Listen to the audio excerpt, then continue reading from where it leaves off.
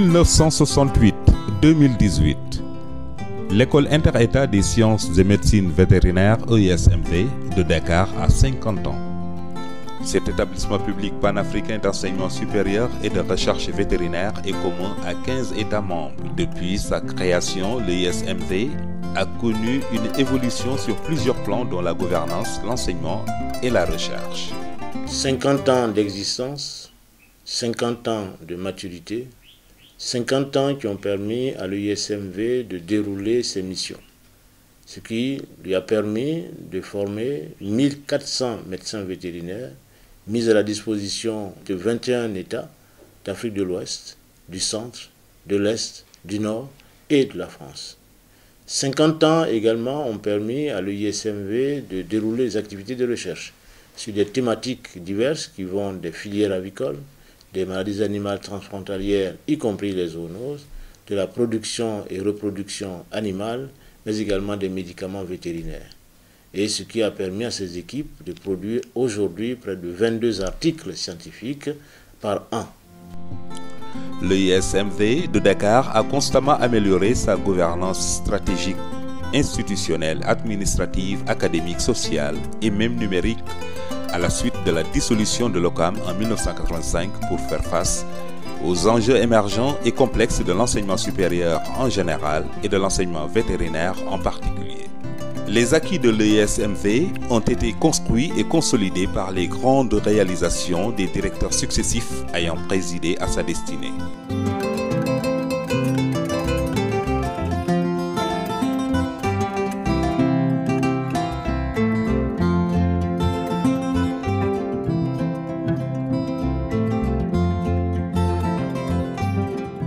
C'est un honneur pour moi et un plaisir de succéder à ces éminentes personnalités qui ont eu à diriger cette institution et à donner les lignes directrices jusqu'à ce que j'arrive, moi, à la tête de l'école vétérinaire. Les programmes de formation ont connu des réformes et des évolutions pour s'adapter non seulement aux besoins des services vétérinaires nationaux, des entreprises du secteur de l'élevage et de son industrie, mais aussi à l'employabilité des diplômés et au développement de l'expertise et la recherche vétérinaire de l'école dans le tissu socio-économique des États membres.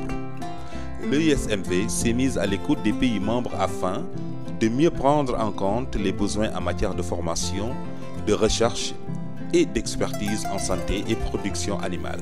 50 ans également ont permis à l'EISMV de mettre ses services à la disposition des États membres à travers ces plateaux techniques.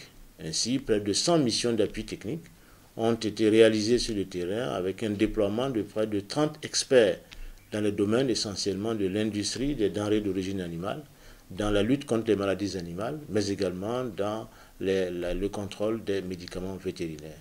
Il a été ainsi mis en place une réelle stratégie en créant le Conseil scientifique et l'Observatoire des métiers de l'élevage, OME, en aménageant le cursus de formation initiale pour le rapprocher du système LMD et en créant des masters en accord avec l'université Cheikh Anta Diop de Dakar. Les thématiques abordées ont souvent évolué dans le temps et dans l'espace en fonction de leur pertinence et de leur portée sur l'élevage et la société.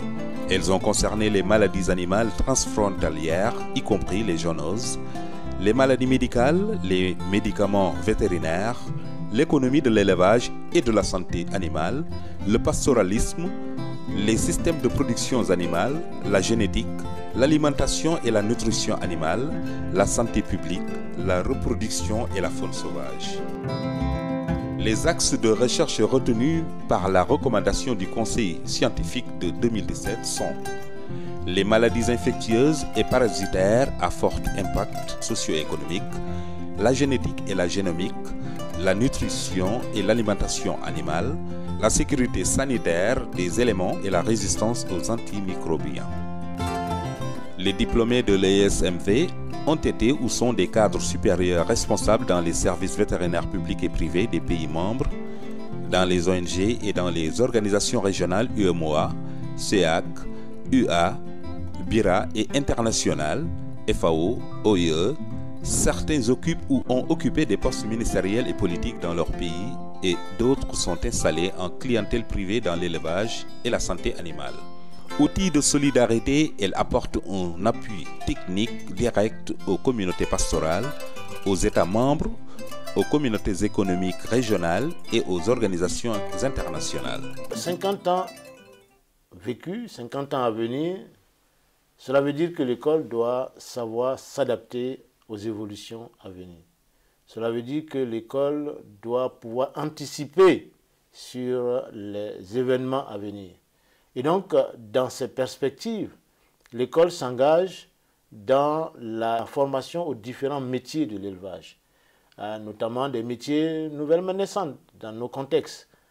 Quand on parle de l'aquaculture, quand on parle des maladies du poisson, de plus en plus qui prennent la valeur, quand on parle également des maladies des animaux, notamment des zoonoses, des maladies animales qui contaminent les humains et qui concernent soit les animaux domestiques, soit des animaux sauvages.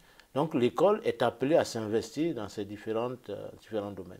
C'est pourquoi nous avons déjà commencé à mettre en place des formations adaptées donc à ces différents secteurs. Mais nous pensons également que ces formations, j'allais dire théoriques, doivent s'appuyer sur des formations pratiques. C'est dans ce cadre que nous pensons mettre en place un certain nombre d'hôpitaux. Il y a 2 essentiellement, dont celui qui est pratiquement très avancé dans la mise en œuvre ou dans l'implémentation, c'est l'hôpital pour les équidés, notamment pour les chevaux et les ânes. Et donc, dans ce contexte-là, nous travaillons en collaboration avec VetAgroSup, qui est une école vétérinaire et agricole de France, et qui nous appuie et nous accompagne dans l'édification de cet hôpital que nous pensons pouvoir voir le jour en novembre prochain. Aujourd'hui, l'EISMV est devenu un espace de formation et de recherche vétérinaire multiculturel à dimension internationale avec ses étudiants et stagiaires issus de 21 pays d'Afrique et d'Europe. Elle a diversifié ses collaborations et partenariats en signant des conventions avec les organisations régionales africaines, UEMOA, CEDEAO, CEMAC, UA, BIRA et internationales, OIE, FAO, AUF, les universités et centres de recherche d'Afrique et d'ailleurs, ainsi que les organisations professionnelles d'élevage et de la pêche. Cette école m'a beaucoup apporté. Elle forme des étudiants qui ont une bonne réputation, tant dans le secteur public que dans le secteur privé. Et quand on sait qu'aujourd'hui, l'hygiène et la sécurité sanitaire des aliments est un problème majeur au niveau de la santé publique, notre rôle en tant que vétérinaire inspecteur est de protéger la santé des consommateurs au niveau national qu'au niveau international. C'est dans ce cadre-là que je pense que nous, vétérinaires, inspecteurs, nous devons jouer notre rôle. Ça, c'est une école d'excellence. Ça veut dire que, premièrement, partout où nous passons, nous faisons la différence parce que nous avons une formation de qualité et c'est une formation qui a été basée sur les besoins de l'Afrique. La formation en médecine vétérinaire, c'est une formation très intense parce que nous avons beaucoup de matières et ça prépare l'individu à beaucoup de choses, à faire de la pratique, de la clinique, à faire de la pharmacie, à faire du diagnostic de qualité. Donc vous retrouverez le vétérinaire dans beaucoup de secteurs. Au total, en termes de perspective, les défis à relever à court et moyen terme sont, premièrement, l'accroissement et la stabilisation du budget pour un fonctionnement de qualité et des investissements infrastructurels en sollicitant un appui institutionnel et politique des États membres. Deuxièmement, le développement des formations pratiques et professionnelles avec la rénovation et ou la construction de plateformes hospitalières pour la médecine et chirurgie équine, pour la médecine et chirurgie des animaux de compagnie et pour la médecine et chirurgie des animaux de production. De centres d'application en production animale dans la filière avicole, la filière ovine caprine, la filière laitière et transformation du lait, la filière porcine.